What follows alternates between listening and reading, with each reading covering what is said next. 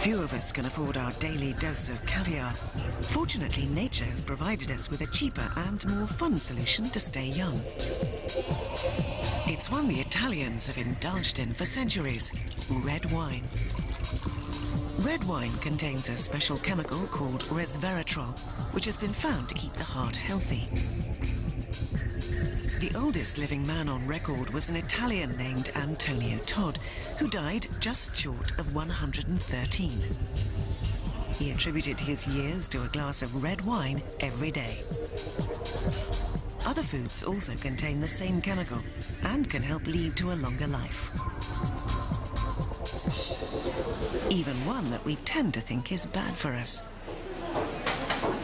Chocolate from the cocoa plant has as many antioxidants as fruit and red wine.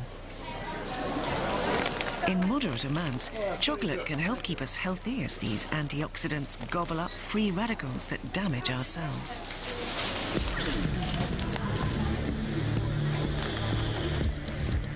Chocolate has also been found to have a calming effect by releasing feel-good chemicals in our brains. And anything that makes us relax has got to be good.